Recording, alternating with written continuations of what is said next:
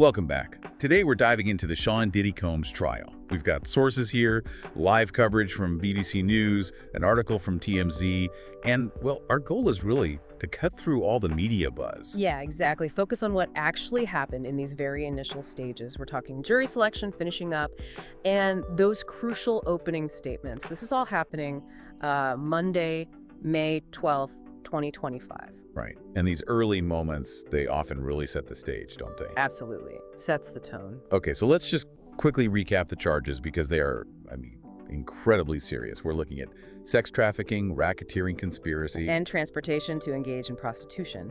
And BBC News really detailed that racketeering charge, alleging things like kidnapping, drugging, forcing women into sex acts. Yeah, and threats, right? Firearms, violence. It's heavy stuff. A potential life sentence is on the table if he's convicted.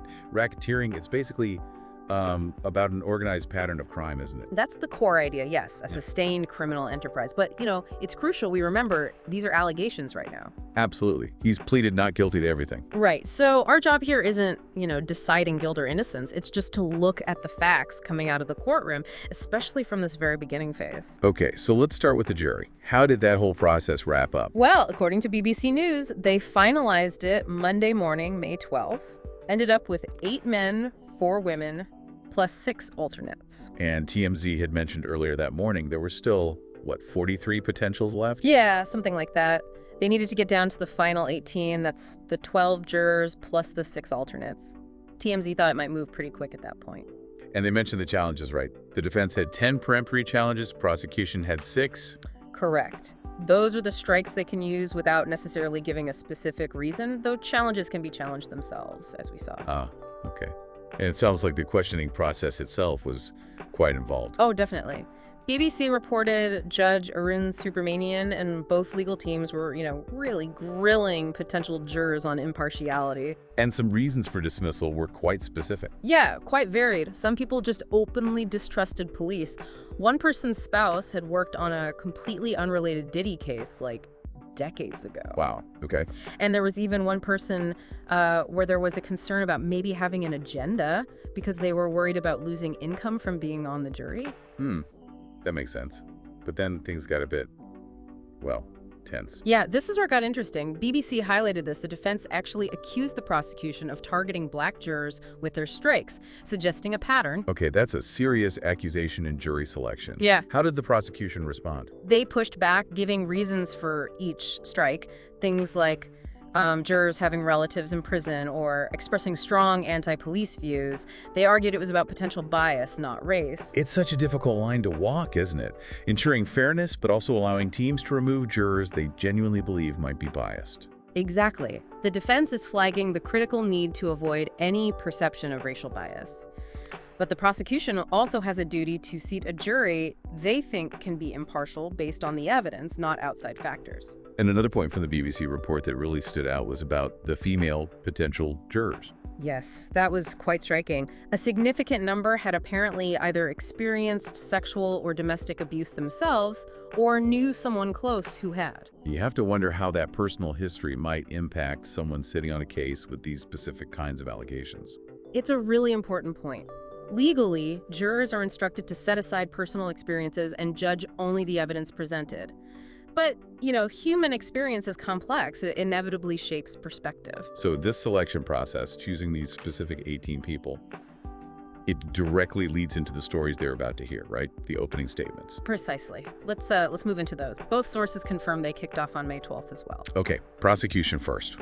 What was their opening salvo like? BBC reported on prosecutor Emily A. Johnson's statement. Yeah, she painted a picture of Combs running basically a criminal enterprise for something like 2 decades. And crucially, alleging he had help from staff, bodyguards. Implying it was organized, not just individual actions. Right, and they got very specific, particularly regarding Cassandra Ventura or Cassie.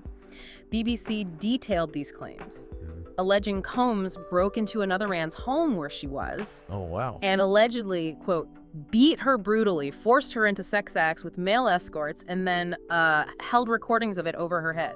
blackmail. Gosh, those are incredibly graphic and serious claims to make right at the start. Absolutely. And the prosecution, again, according to BBC, tied it all back to his business empire, saying he used it to commit and cover up crimes involving drugs and sex. Okay, so that's a very clear, very dark picture from the prosecution. Mhm. What about the defense? What's their initial strategy looking like based on, say, the TMZ report? Well, TMZ suggested a very different angle. They reported the defense plans to portray Combs as, quote, more swinger than criminal. More swinger than criminal, okay. Yeah. What does that even imply in this context?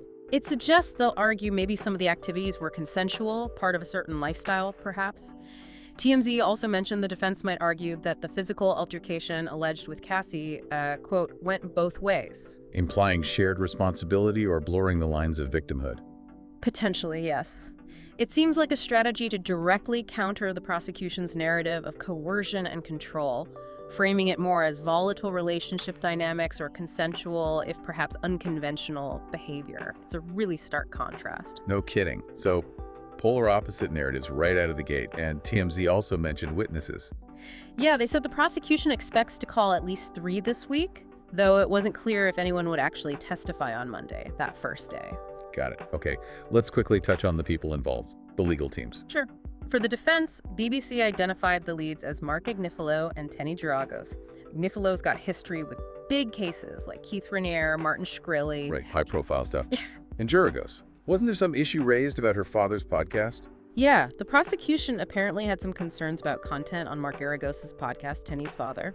And then there's Brian Steele, who recently joined the team. He famously represented Young Thug down in Georgia, so a high-powered defense team. Definitely sound like it. And on the prosecution side? BBC highlighted Maureen Ryan Comey. Her big success was the Ghislaine Maxwell conviction, so she brings significant experience with these kinds of complex, high-stakes cases. Okay, and the judge overseeing all this? Judge Aaron Subramanian, relatively new appointment, BBC noted, clerked for Ruth Bader Ginsburg back in the day. And apparently, during jury selection, he occasionally used humor to kind of ease the tension in the room. Interesting. It's also worth remembering the context here, right? Yeah. The huge media spotlight. Absolutely. BBC mentioned the intense media scrutiny, the public interest, and they also noted Diddy's family was present in court, which just underscores the personal side of all this legal maneuvering. And just to circle back, the court charges confirmed by both sources: racketeering conspiracy, sex trafficking, transportation for prostitution, and Combs' plea: not guilty.